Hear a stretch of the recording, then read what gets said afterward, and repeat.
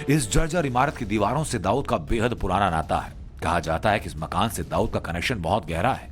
यह संपत्ति दाऊद के दिल के बेहद करीब है। इसी जगह को लेकर दाऊद के जहन में कुछ ऐसी यादें जिन्हें वो भुलाए नहीं भूल सकता। आज इस बंगले को भूतिया बंगले के नाम से जाना जाता है। यहाँ पे कई सारे लोग यहाँ सेल्फी खिंचाने के लिए आते हैं। ये एक सेल्फी पॉइंट बन चुका है।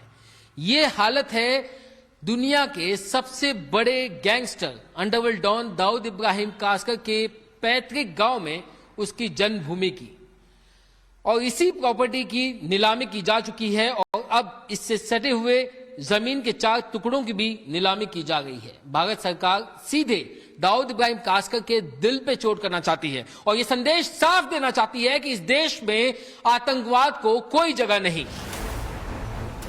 गांव वालों के मुताबिक इस मकान को लेकर कई मशहूर कहानियां हैं। इस बंगले को अब यहां भूतिया बंगला भी कहा जाता है। गांव वाले बताते हैं कि मकान में रहते हुए कासकर परिवार के साथ कई अजीब घटनाएं हुई। कुछ सदस्यों की मौत हो गई और इसलिए दाऊद का परिवार इस बंगले को अनलकी भी मानता है। 80 के दशक में दाऊद के पिता इब्राहिम कासकर ने इस बंगले को बनाया। क्योंकि वो मुंबई पुलिस में कांस्टेबल थे, इसलिए कुछ सालों बाद वो परिवार के साथ मुंबई के नागपाड़ा शिफ्ट हो गए। गांव के कुछ लोग तो आज भी इस भूतिया बंगले के पास जाने से कतराते हैं। घर को क्या वो लोग अपशगुन मानते थे, ऐसा कुछ था क्या बात? घर में कोई रहता नहीं है, बांधे वो मेरे ख्याल से 1974 में ऐसा सुना, 1974 हम लोग ऐसे बस हम लोग वही घूमने को जाते हैं। फिर उधर जाने का आने का कोई ये मसला नहीं है, खाली देखने को जाते बस। क्यों नहीं जाते? क्या नहीं जाते, क्या बराबर नहीं है, एरिया बराबर नहीं है, उधर नहीं जाते। ऐसा क्या हुआ है पहले वहाँ पास में? आप बता रहे थे कि आपकी बहन का भी नहीं जाते, ऐसा मतलब ऐसा कुछ एरिया उधर खराब है, ऐसी जगह बोले तो। आज आप वो लोग उनको भूत का बंगला बोलते हैं, अपशकुनी बोलते हैं। लोग क्या लोगों का मुंह नहीं पकड़ सकते, लोग कुछ भी बोल सकते हैं, लेकिन प्रॉब्लम है। इसी बंगले से सटी है आतंकी दाऊद इब्राहिम की वो पुश्तैनी जमीन जो नीलामी में बिक चुकी है। सरकारी दस्तावेजों में जमीन का मालिकाना हक दाऊद की मां अमीना बी कासकर के नाम पर है। इससे पहले भी सेफमा के द्वारा अलग अलग बार उसकी प्रॉपर्टीज की नीलामी की गई। शुरुआत में तो सफलता नहीं मिली, लेकिन उसके बाद सफलतापूर्वक दाऊद इब्राहिम कासकर की अलग अलग जमीनों की नीलामी की गई।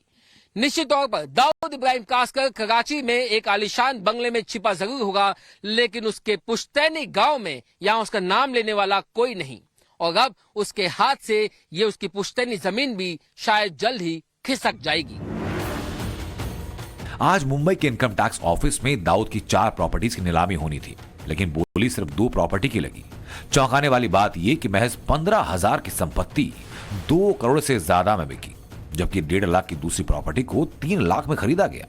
ऑक्शन में इस प्रॉपर्टी को खरीदने वाले भगवान छतलानी ने बताया कि जब उन्हें पता चला कि यह प्रॉपर्टी दाऊद इब्राहिम की है तो वो डर गए।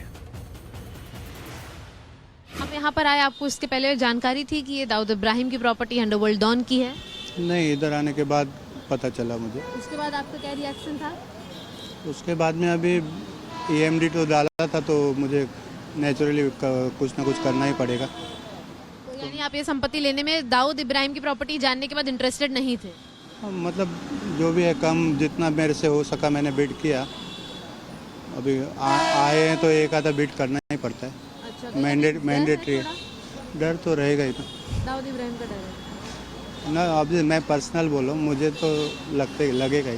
बिल्कुल। देखिए, इसके पहले भी कई लोगों ने नीलामी में हिस्सा लिया है, खरीदने की कोशिश भी करते हैं, ड्राफ्ट भी भेज कर जाते हैं, लेकिन ले नहीं पाते कभी। तो कहीं ना कहीं वो चीज़ आपके दिमाग में थी? नहीं, मैं फर्स्ट टाइम आया हूँ, तो मेरा तो DD जमा कर लिया, वो लोग ने ले लिया, तो अभी पार्टिसिपेशन के लिए तो आना ही था मुझे। लेकिन ये तो स्पष्ट है ना कि आपको जब पता चला कि ये अंडरवर्ल्ड डॉन की संपत्ति है, उसके बाद आपने कोशिश की कि आप कम से कम पैसे लगाएं। जरूर।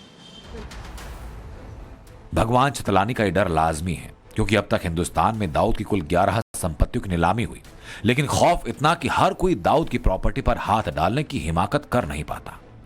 2015 में पूर्व पत्रकार बालाकृष्णन ने दाऊद इब्राहिम के खौफ को चुनौती देने के लिए रौनक अफरोज होटल को 4 करोड़ से ज्यादा की बोली लगाकर खरीदा, लेकिन तय समय पर रकम जमा नहीं कर पाए। नतीजा नीलामी रद्द और जमानत के तौर पर उनका 30 लाख रुपया जब्त हो गया।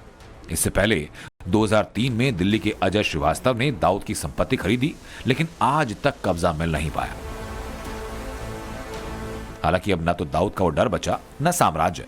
अपने अवैध कारोबार के दम पर दाऊद भले ही दुनिया का सबसे अमीर गैंगस्टर बन बैठा हो, लेकिन आज वो इतना बेबस और लाचार कि अपनी मां के नाम की निशानी को चाह कर भी बचा नहीं पाया। इस मुम के गांव से दाऊद इब्राहिम कासकर की कुछ ऐसी यादें जुड़ी हैं जिसे वो भूल नहीं सकता। शायद उसकी आखिरी सांस तक उसकी यादें इस मुम के गांव से जुड़ी रहेंगी।